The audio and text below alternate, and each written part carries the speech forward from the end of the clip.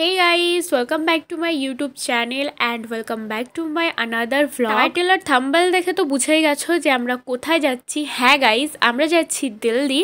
আর যেহেতু বাড়ি থেকে অনেক সকালে বেরিয়েছি তাই বাড়ি থেকে কিছু খেয়ে আসা হয়নি, তার জন্য ট্রেনে উঠে প্রথমে কচুরি খেয়ে নিলাম। কৃষ্ণনগর থেকে ট্রেন ধরে আমরা নেমে পড়েছি দমদম স্টেশনে। আর গাইস, আজকে শিয়ালদা লোকালে যে ভিড় ছিল না, কি বলবো। চলো বাদ দাও এসব কথা। এখান থেকে আমরা যাব এয়ারপোর্ট, তার জন্যই ক্যাব বুক করেছি।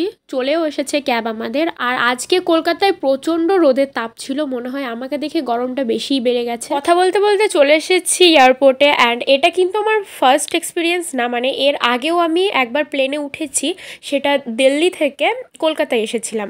আর এবার কলকাতা থেকে দিল্লি যাচ্ছি। তো চলে এসেছি এয়ারপোর্টের ভিতরে। এখানে বসে ওয়েট করছি কারণ আমাদের ফ্লাইট লেট ছিল প্রায় 1 ঘন্টা, তার জন্যই চারিদিকটা তোমাদের একটু ঘুরিয়ে দেখিয়ে আমরা এত বেঁধে যাই কেন জানি না। চলো ওইসব কথা বাদ দাও, চারিদিকটা ঘুরিয়ে দেখে দিলাম। অ্যান্ড একটু ভাও তো মারতেই হবে গাইস, ফ্লেক্স। এখানে এতক্ষণ বসে থেকে আমাদের এখন যেতে হবে 104 নাম্বার গেটে, মানে আমাদের ফার্স্ট দিয়েছিল 18 নাম্বার গেট। জাস্ট ভাবো। তো ছাড়ো ওসব কথা, চলো যাওয়া যাক। অ্যান্ড সব কিছু করে এখন আমরা উঠে পড়েছি প্লেনে। আর প্লেন টেক অফও করে দিয়েছে, টেক অফই তো বলে না কি বলে কি জানি।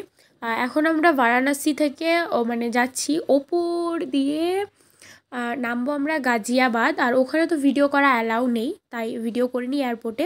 বাইরে এসে তোমাদের দেখাচ্ছি। এখান থেকে অটোয় করে আমরা যাচ্ছি মেট্রো স্টেশন। এখন মনে হচ্ছে আমি যেখানে যাই সেখানেই গরমটা একটু বেশিই বেড়ে যায়, মানে কলকাতার থেকেও এখানে বেশি রোদের তাপ ছিল। চলে এসেছি মেট্রো স্টেশন। আর আমি দেখেছি এভাবে অনেকে রিলস বানায়। আরে আরে আরে, আমার ব্যাকগ্রাউন্ড মিউজিক কই?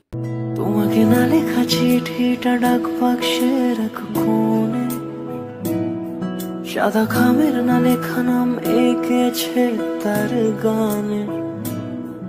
দিল্লি পৌঁছার কোনো ভিডিও করিনি কারণ ভীষণ টায়ার্ড ছিলাম। আর মা আজকে চিলি চিকেন আর ফ্রাইড রাইস বানাবে, আজকে ডিনার আমাদের এটাই। তো ভিডিওটা এই পর্যন্তই। কেমন লাগলো জানিও, আর ভালো লাগলে লাইক কমেন্ট করতে ভুলো না।